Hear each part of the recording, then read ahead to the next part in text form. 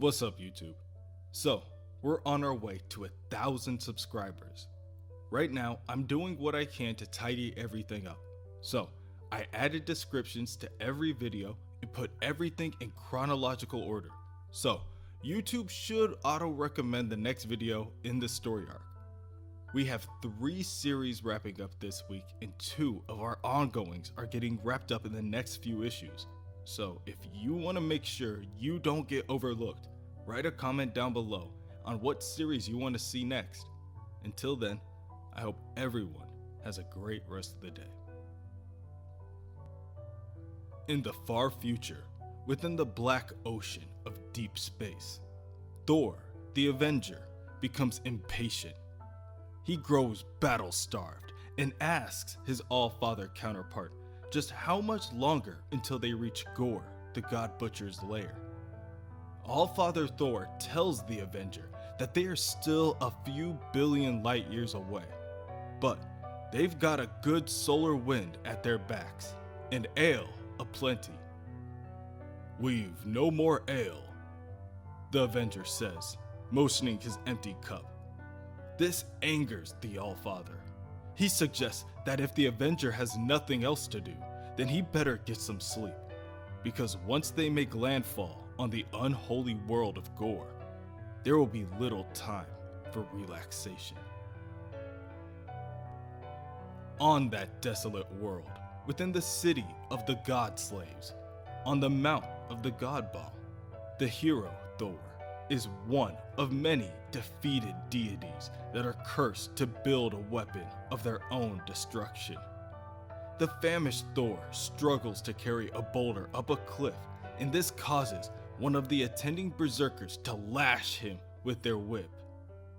The hero swears that shall be the last time the black-eyed wretch ever whip an heir to Asgard, and tosses the boulder, impaling the attendant. Thor then turns to curse the other dogs of Gorr, telling them this god is no man's slave. The hero's outburst attracts the attention of a band of goddesses, sisters. The oldest of the 3 reaches forward and pulls back at the hero's hair. Thor turns around and is caught off guard at first sight. The oldest, a woman with blonde hair, kicks him to the ground and states for him to get back to work, or else she'll break both the god's arms and send him to clean her boots with his tongue. Thor spits out that these 3 women are cowards if they choose to obey the gutless troll Gorr. For that, one of the sisters suggests that they turn the boy god into a eunuch. The oldest of the 3 focuses her sisters on the matter at hand and points down to Thor. "You, new god, pick up your pebble and get back in line. I won't tell you again. I'm not going to let you get some poor god killed with your immature pride."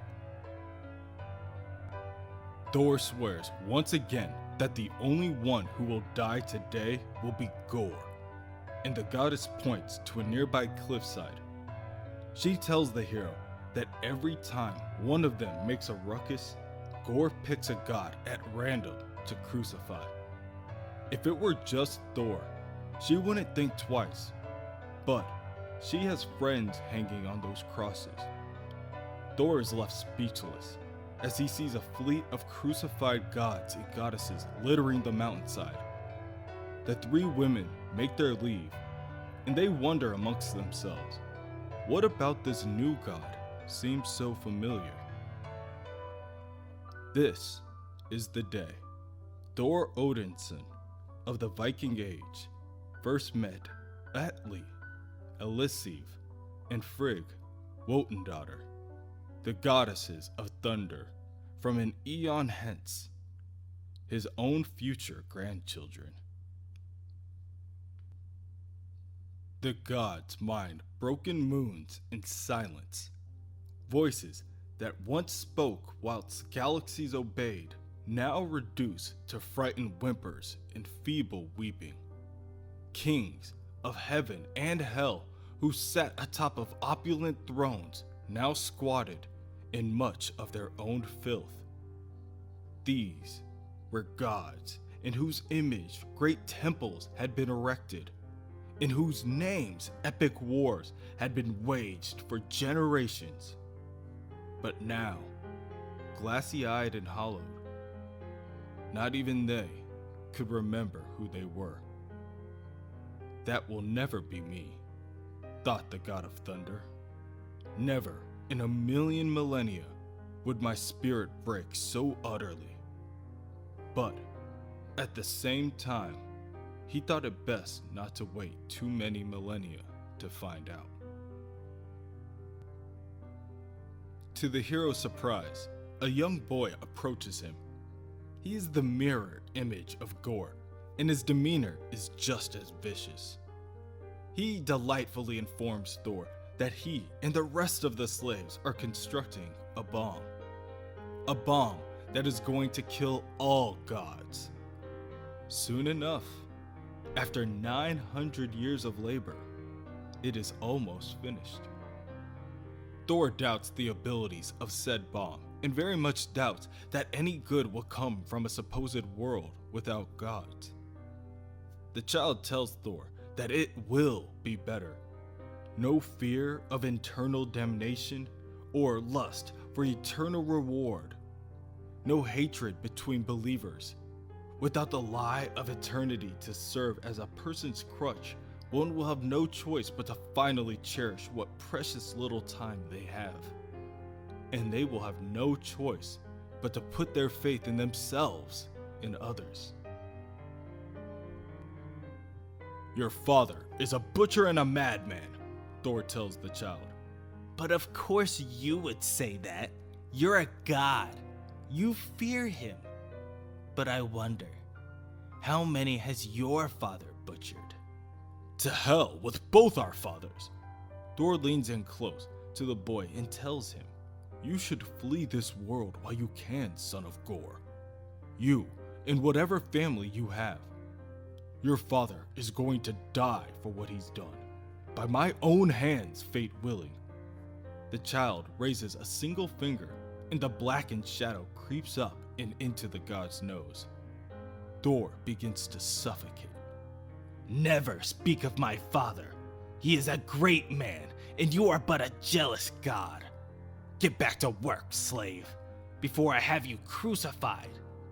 Every one of you will be forgotten. Every god ever spawned. All your temples will be dust, your holy books burned to ash. But my father's name will never die. Do you hear me, gods of man? The name Gorr, the Redeemer, will live forever. Within the cosmos, King Thor's snoring shakes the rigging of the vessel. Galaxies pass by in a blur, and Thor the Avenger holds the great wheel stray and calls forth the solar storms and all the interstellar wind he can muster to push the flying dragon ship even faster through the cosmic currents. Faster than the speed of light or all known laws of man. Faster than all but the boldest of gods had ever dared. He talks to his hammer as he sails, chasing the stench of dead gods across the spaceways. He struggles to put doubts from his mind, worries that buried within Gorr's vengeful rants, there was some small ember of truth, a truth that threatened to consume him. Thor sails on, craving combat with every ounce of his being.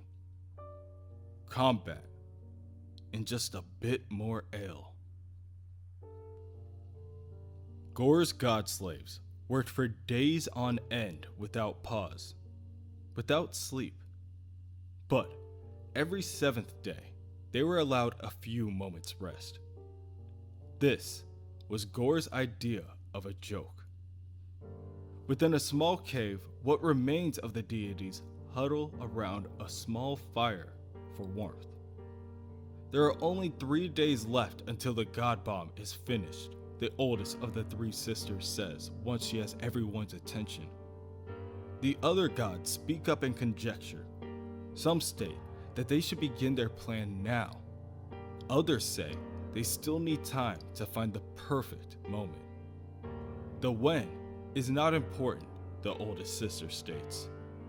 What is important is who. Who do these few gods trust enough to lead the way? Who has the strength to carry the burden, knowing that even if they succeed, they will most assuredly die? Thor, who had been spying on the meeting, pokes his head out and tells the others, "If you're talking about destroying that bomb and killing that bastard Gore, then look no further. I'm your god." At this request, each of the three sisters show their own specific form of contempt for the idea, until the hero states, "I am the favorite son of Odin, the Omnipotent, heir to the throne eternal Asgard, the Lord of the Storm and God of Thunder. Him before even Vikings bow. They call me Thor." The three girls stand dumbfounded at the realization that they are speaking to their own grandfather. Gore has been known to pluck gods out of time streams, but this they never expected. The idea of creating thunderstorms is brought up, but neither Thor or the three thunder goddesses are able to produce anything of any worth on this barren planet. Not for lack of trying. There are even said to be rain gods that can do little more than create droplets of dew on this deserted hellscape. The actual plan, the oldest of the sisters reveals, is that the slaves have a bomb of their own. For 900 years, slaves have been collecting unstable matter and storing it for their own means. It will be a suicide run, but the runner's job is to get the bomb close enough to the base of the god bomb to destroy the thing. It is the only way. One god must die for the rest to survive. The oldest sister suggests that they put the outcome to a vote, but before they can, Thor has already sprinted off with the bomb. He can feel the energy from the bomb within his grasp, and he prays aloud, "One last storm, that's all I ask. If today the god of thunder must die screaming, then let the sky scream with me." The oldest of the sister runs to the entrance of the cave and sees Thor destroying one berserker after another. She prepares to run in for backup until the gods hear a rumbling from the sky above. Clouds darken the soil before bolts of lightning crack the air and strike any berserker that stands. As he races towards his death through the rain of fire, young Thor's mind is empty of all but rage. No thoughts of Asgard, or of the father's love he would never live long enough to earn. No thought of the maiden yet to be wooed, the sagas yet to be written. That damn hammer. He would regret not having lifted that damn hammer. The hero Thor makes it to the platform and throws the bomb full force at one of the supporting structures. It detonates on contact and is just close enough to ignite the bomb as well. Within the cosmos, All-Father Thor asks, "Did you feel that?" Yes. There was a great storm in the distance, though it passed quickly. Now, all I feel is pain and fire ripping through my guts. We move carefully from here on out. Our prey is near. In orbit, around Gore's world, star sharks feed on the flesh of dead gods cast into the void over the centuries. Best fetch your hammer, boy. I sense something stirring. Something close. Something strangely familiar. The young hero Thor, who had been flung into space from the explosion of the bomb, stands before them with a sky shark in hand, prepared to use it for a weapon. Is that? The Avenger asks. Yes, The All-Father responds. lucky me. Another one. Later, the two Thors fill in their even younger counterpart on their plan to attack, and the hero is more than prepared to pick up where he left off. He grabs a mighty two-handed mace while eyeing the glory of Mjolnir, and this causes the Avenger to ask if he is up for this. The hero just escaped Gorr's slave world, and now he is about to go marching back in. The hero snaps, "If you two old farts are up for it, then I guess that means I am as well, doesn't it? Blasted time travel. Whoever knew there was such a thing." Is that the world you just blasted yourself off of, young Thor? The All-Father asks, pointing to the planet below. Aye, that's it. And this great bomb you said you destroyed? "The God Bomb," the hero states, walking to join the others. "It would have been right by all the pits of hell. It's untouched. I didn't do so much as scratch the damn thing." Then let us hope you are a better slayer of the God Butcher than you are a dismantler of bombs. Anger fills the young hero, and he bellows for Gorr to descend from his castle. The gods of thunder have come, and they would like to have words with the bloodless bastard. Thor, the Avenger, tells the young hero that the time for words has passed. Now, they let their hammers talk.